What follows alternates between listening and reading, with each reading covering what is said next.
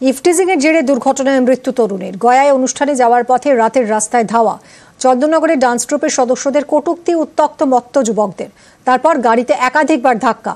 কাকসার কাছে গাড়ি উল্টে মৃত্যু তরুণীর। যদিও ইফটিজিংয়ের অভিযোগ মানতে নারাজ পুলিশ।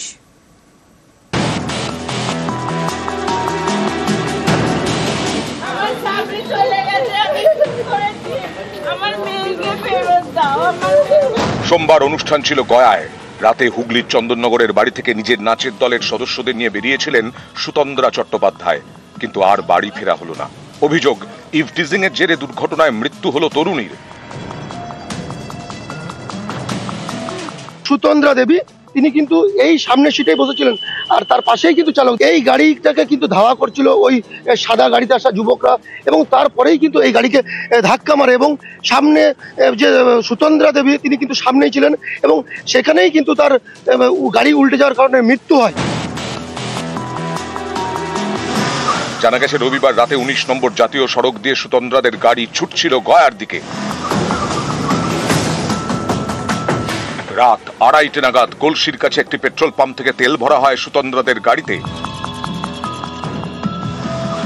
অভিযোগ, এর খানিক পর থেকেই সুতন্দ্রাদের গাড়ি ধাওয়া করে একটি সাদা গাড়ি। সেই গাড়িতে 4 থেকে 5 জন মত্ত যুবক ছিল বলে অভিযোগ।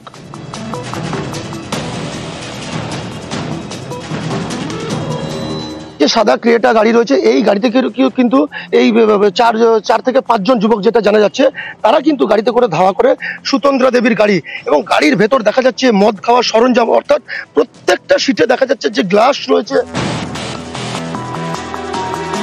অভিযোগ, পিছু ধাওয়া করতে করতে ক্রমাগত কটূক্তি করছিল সাদা গাড়িতে থাকা যুবকরা। আমাদের ওভারটেক করে গিয়ে আমাদের সামনে চলে গেছে, হাত দেখাচ্ছিল সবাইকে, ম্যাডামকে মানে কমেন্ট করছিল, পুরো মদ্যপ অবস্থার।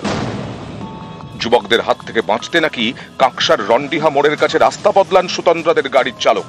অভিযোগের পরেও রেহাই মেলেনি। সাদা গাড়িটিও পেছন পেছন আসে। প্রায় 19 কিলোমিটার পথ পিছু ধাওয়া করা হয় বলে দাবি। এখানেই শেষ নয়, সুতন্দ্রাদের গাড়ি গতি বাড়ালে সাদা গাড়িটি একাধিকবার ধাক্কা মারে বলে অভিযোগ। তখনই উল্টে যায় সুতন্দ্রাদের গাড়ি। ঘটনাস্থলে মৃত্যু হয় চন্দননগরের বাসিন্দা সুতন্দ্রা চট্টোপাধ্যায়ের।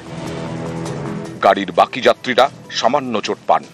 আচমকাই গাড়ি এসে সাদা গাড়ি ডান দিকের গেট দিয়ে আমার বাঁ দিকে পুরো চেপে দিল। ডিভাইডারের উপর গাড়িটা তুলে দেওয়ার চেষ্টা করেছে, কিন্তু তুলতে পারিনি। আমাকে আবার বাঁ দিক থেকে ওভারটেক করে এসে আবার মেরেছে, ধাক্কা মেরে গাড়িটাকে পাল্টি করে দিয়েছে। এই গাড়িতে কতজন ছিল তাও বুঝতে পেরেছিল? এই গাড়িতে মধ্যে 5-6 জন মতন ছেলে ছিল। স্থানীয়দের দাবি, দুর্ঘটনার পরেই সাদা গাড়িটিকে ফেলে রেখে পালায় ওই গাড়ির সাভাররা। পরে সেটিকে বাজেয়াপ্ত করে পুলিশ। সেই গাড়ির নাম্বারের সূত্র ধরে অভিযুক্তদের খুঁজে বের করার চেষ্টা করছেন তদন্তকারীরা। সাহায্য নেওয়া হচ্ছে সিসি ক্যামেরার ফুটেজের। পুলিশ জানতে পেরেছে ঘাতক গাড়ির মালিক পানাগড়ের ব্যবসায়ী বাবলু যাদব। তাঁরও খোঁজ চালাচ্ছে পুলিশ। যদিও ইফটিজিং এর অভিযোগ মানতে নারাজ পুলিশ।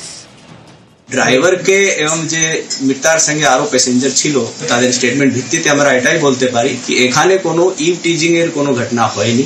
ডেফিনেটলি যে চেজিং হচ্ছে সেটা ভিকটিমের গাড়ি চেজ করছে অন্য গাড়িটা। সামনে গাড়ি যাচ্ছিল, তার পিছে পিছে আসার জন্য ওরা জিটি রোড উপরে চলে আসে। গয়া যাওয়ার কথা ছিল তো ওরা NS2 দিয়েও যেতে পারত। গ্লাসেস যেগুলো দেখানো হচ্ছে, মদের গ্লাস না কিসের গ্লাস, ওগুলো এখনো আমি লাস্ট যখন দেখেছি তখনও গ্লাসগুলো ওরকম করে পড়ে আছে। এই ইনভেস্টিগেশন, এইটুকুনি বুদ্ধি আমাদের আছে যে ওই জিনিসগুলোকে নিয়ে ওগুলোর টেস্ট করানো উচিত, ফিঙ্গারপ্রিন্ট প্রিন্টার। হ্যাঁ প্রভু, কিন্তু আমাদের পুলিশ জানে না। দুর্গাপুর থেকে অর্পণ চক্রবর্তী, নিউজ 18 বাংলা। এবার হাওড়ার ভুবনপুর পঞ্চায়েতের ছবি দেখাবো আপনাদের। সেখানকার রাস্তাঘাট কতটা উন্নয়ন হলো আসুন দেখি। এই যে রাস্তা দেখছেন ভুবনপুর পঞ্চায়েতের, এই রাস্তার দশা দেখুন। মাটির রাস্তা, ভাঙাচোরা রাস্তা, কোনো কাজই হয়নি এখানে। কিন্তু কেন কাজ হয়নি বলুন তো? টাকা কি বরাদ্দ হয়নি কাজ হওয়ার জন্য? দেখুন কি অবস্থা এখানকার রাস্তার। আমাদের এই রাস্তাটা হয় না, টাকা তো বরাদ্দ করা হয়, কিন্তু এই রাস্তায় কোনোই কাজ হয়নি। ভাঙাচোরা রাস্তার দশা দেখুন। আর বর্ষাকালে যে কি হাল হয় তা তো আর বলার অপেক্ষা রাখে না। গ্রামবাসীদের এই রাস্তা দিয়েই পারাপার করতে হয়। কিন্তু এই গ্রামে উন্নতি হয় কোথায়? উন্নতি হয় একটা নির্দিষ্ট জায়গায় উন্নতি হয়, সেখানে রাস্তা তৈরি হয়, গার্ড ওয়াল তৈরি হয়, সেখানে সোলার লাইট বসে, দেখুন কাজ হচ্ছে, এখানে রাস্তার কাজ হচ্ছে। একই গ্রাম কিন্তু ভুবনপুর পঞ্চায়েতের এক জায়গায় দেখালাম, সেখানে রাস্তার দশা, কাঁচা রাস্তা, কোনো কাজ হয়নি উন্নয়নের। আর অন্যদিকে দেখুন গার্ডওয়াল বসছে, সোলার লাইট বসানো হচ্ছে, রাস্তা পাকা করা হচ্ছে, অর্থাৎ যাবতীয় উন্নয়ন হয়েছে এই অঞ্চলেই। কিন্তু কেন এই বৈষম্য? আসুন জানার চেষ্টা করি, কথা বলবো আমাদের প্রতিনিধি জিয়াউলের সঙ্গে। জিয়াউল, একটা বিশেষ জায়গা ভুবনপুর পঞ্চায়েতে, সেখানে আমরা দেখলাম যথেষ্ট উন্নয়ন হয়েছে, যথেষ্ট কাজ হচ্ছে সেখানে। আবার আরেকটা জায়গায় দেখলাম সেখানে ভাঙা রাস্তা, কাঁচা রাস্তা, কোনো উন্নয়নের কোনো ছোঁয়াই সেখানে পৌঁছয়নি। কেন এই নির্দিষ্ট জায়গায় কাজের কি মানে কেন এই নির্দিষ্ট জায়গাতেই কাজটা হলো? কি গুরুত্ব এই এলাকার? দেখো, হাড়োয়া বিধানসভার গোপালপুর 2 নম্বর গ্রাম পঞ্চায়েতের 15টি গ্রাম সভা রয়েছে, সেখানকার মধ্যে অন্যতম হচ্ছে ভুবনপুর। এই ভুবনপুর এলাকার মানুষের যেটা দাবি, যে তাদের প্রায় বছর 10 ধরে রাজ্য সরকার যে সমস্ত টাকা বরাদ্দ করছেন উন্নয়নমূলক কাজের জন্য, যে টাকা বরাদ্দ হচ্ছে রাস্তা, বিদ্যুৎ, স্বাস্থ্য এবং আলো, ড্রেন, পুকুরের গার্ডওয়াল, সমস্ত কাজই কিন্তু সেই গ্রামে হচ্ছে না বলে এলাকার মানুষের অভিযোগ। কিন্তু এই গ্রামে সমস্তটাই বরাদ্দ হচ্ছে, উন্নয়নমূলক বোর্ড বসছে, যে টাকা বরাদ্দ হচ্ছে সেই বোর্ড বসছে, কিন্তু কাজ হচ্ছে না। কাজ হচ্ছে কোথায়?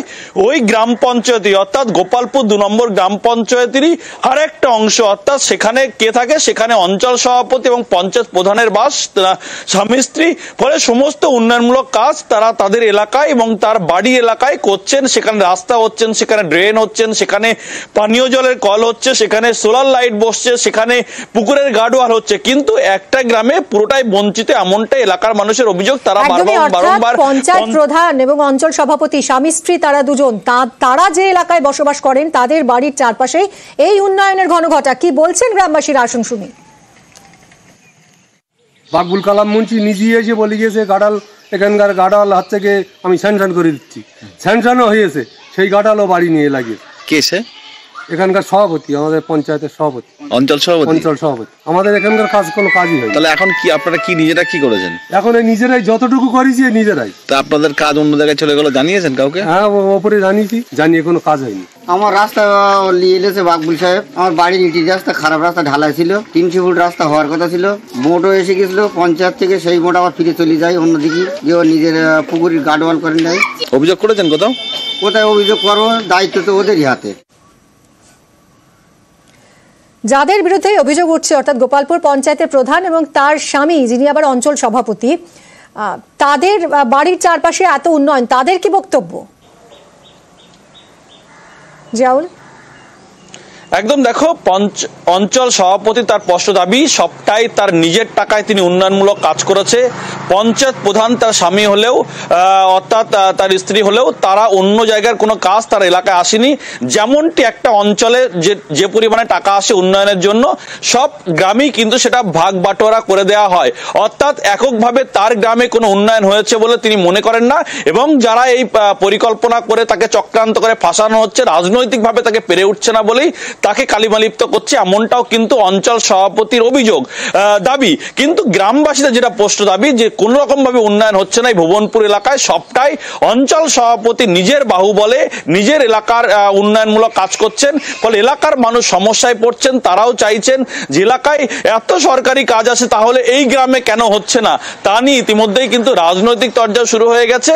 এবং এই অঞ্চল সভাপতির স্পষ্ট বক্তব্য, তিনি কোন রকম দুর্নীতির সঙ্গে যুক্ত না, সবটাই তাকে রাজনৈতিকভাবে ফাঁসানো এবং রাজনৈতিকভাবে কালিমালিপ্ত করছে এই ভুবনপুর এলাকার মানুষজন বা বেশ কয়েকজন রাজনৈতিক ব্যক্তি, এমনটাও তিনি বলছেন। কিন্তু যেভাবে এই ভুবনপুর গ্রামে প্রায় বছরের পর বছর কোনো উন্নয়নমূলক কাজ হয়নি, বছরের পর বছর কোনো আলো বসেনি, বছরের পর বছর কোনো পুকুরের পাইলিং হয়নি, ফলে ভেঙে যাচ্ছে, রাস্তাঘাট ভেঙে যাচ্ছে, ফলে মানুষের চাহিদা থাকার পরেও সেখানে কোনো কাজ হচ্ছে না। ফলে যত দিন যাচ্ছে ততই কিন্তু ক্ষোভ বাড়ছে এলাকার মানুষের মধ্যে। ধন্যবাদ জিয়াউল। আপনারা গ্রাম পঞ্চায়েত অফিসে গিয়ে আমাদের পঞ্চায়েতের যিনি নির্মাণ সহায়ক আছে এনএস, তার কাছ থেকে খবর নিয়ে দেখেন, সম্পূর্ণ মিথ্যা, চক্রান্ত ছাড়া আর কিছু নয়। এবং আমাকে কালিমালিপ্ত করার জন্য, দলের কাছে আমাকে খারাপ করে দেওয়ার জন্য, বা আমার প্রতি দলের একটা বাজে যাতে তৈরি হয়, ভাবমূর্তি যাতে আমার খারাপ হয়, তার জন্য এটার চক্রান্ত। আপনি ওখান থেকে কোনো কাজ? না, একদমই না, একদমই নয়। পঞ্চায়েতের রীতিমতো রুলস মেনে এবং পঞ্চায়েত নিয়ম অনুযায়ী কাজ হয়, এটা সম্পূর্ণ মিথ্যা। আমার আগে যে মেম্বার ছিল তাদের হাত বরাবর অনেক কাজ বিক্রি হয়ে গেছে। আমি পঞ্চায়েতের যে খাতা থেকে দেখলাম, এক জায়গার মাল আর এক জায়গায়, আর এক জায়গার মাল আর এক জায়গায়। তাতে আমার গ্রামের যা 16-17 রাস্তা, এই রাস্তা 5 বছরে আমাদের করা সম্ভব না। বিক্রি করেছে মানে কিভাবে বিক্রি হলো? এক গ্রামের রাস্তা আর এক জায়গায় দেবো, তার কাছে টাকা খেয়ে নেবো। সেই সব রাস্তা কোথায় হয়েছে? বিভিন্ন গ্রামে হয়েছে। একটা অভিযোগ করছে যে অঞ্চল সভাপতি বাড়িতেও নাকি আপনাদের এলাকার কাজ হয়েছে। হ্যাঁ, এটা সঠিক হতে পারে। কি কাজ হয়েছে সেটা?